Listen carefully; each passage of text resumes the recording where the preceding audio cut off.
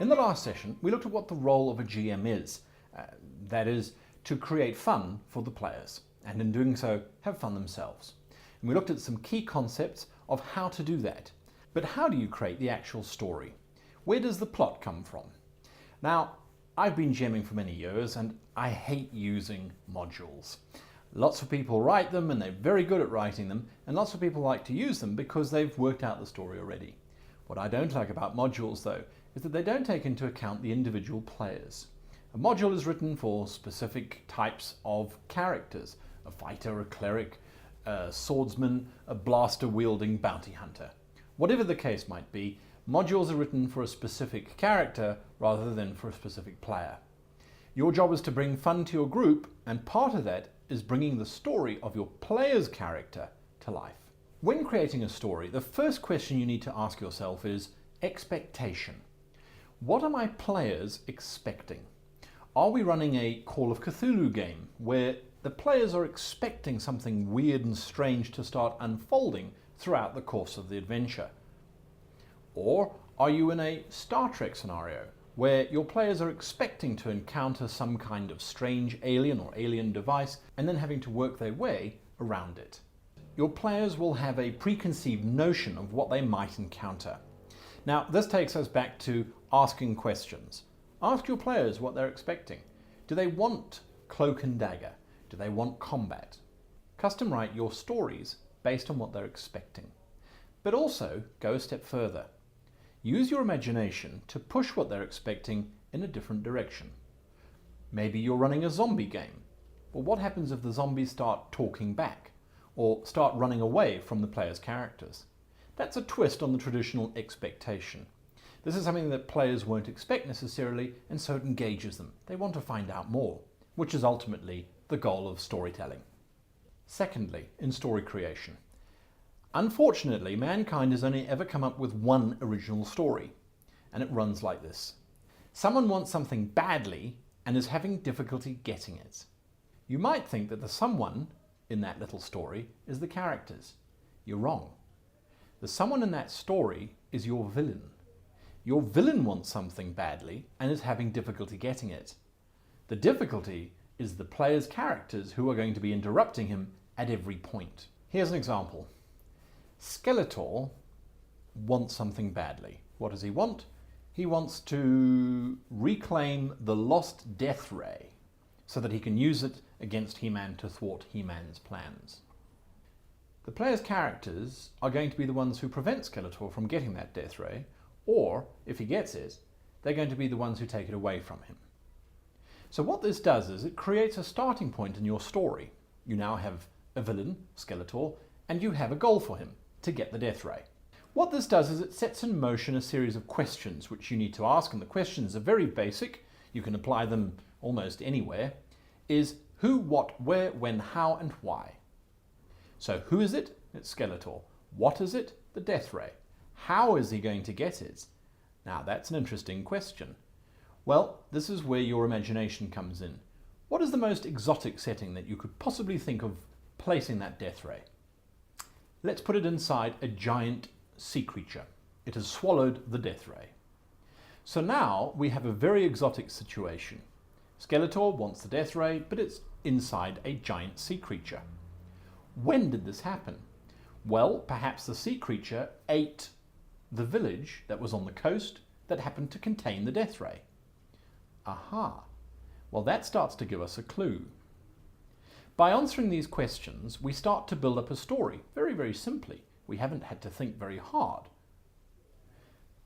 Because it's in a village that was eaten on the coast, the players happen to be walking down a road which leads to where a village should have been. But if there's a missing village, this might inspire the players to want to see where the village went. And if they want to see where the village went, that might lead them to the sea creature. Maybe it doesn't. Who knows? It's players. You can never predict where they're going. However, what you can predict is exactly what your villain is going to do. He is going to arrive at the village, only to find that it's not there. Perhaps he finds the player characters there. There's a confrontation. But because his goal is not to confront the characters, but to get the Death Ray, he's going to disengage. There's another hook for the players. Why is Skeletor interested in this village, or at least something in this village? By giving your villain goals, it allows you to set up your story into 3 acts. Now, most storytellers will tell you that there are 3 acts to a story, and they're right. The first act is the setup. Skeletor wants the Death Ray, he knows it's in the village, he goes to the village. The characters happen to end up in the village, everybody's introduced to the principal idea. The second act is all about getting to the goal. How is Skeletor going to get to the Death Ray inside the sea creature? How are the characters going to get to the sea creature and to the Death Ray? And the third act is, of course, the final confrontation. We have to follow what they call narrative imperative, which is Skeletor needs to get the Death Ray just before the players do. The players then need to wrest the Death Ray from Skeletor somehow, and of course return it to its rightful place, destroy it, or use it themselves. Either way, the 3-act structure allows you to control the flow of your game. It also allows you to see where and what you need to insert to get the players from point A to point B, using that all-important skill of imagination and freeform association. Something that's critical, which a lot of GMs don't do, is that they don't create consequences for the actions of their players. And this is another reason why I don't like modules. Modules are very isolated. Again, this is my opinion, but they're very isolated from the actual world. Players and their characters will go into the module, they'll complete the module, they'll leave the module with some treasure, but that's about it.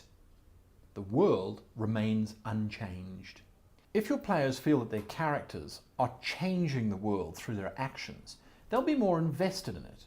Here's an entire planet that is literally changing as you, the player, interact via your character with it. There is no greater sense of reward than if you rescue the princess only to have happen weeks later a village cheering as you arrive because they recognize that that character helped save the princess.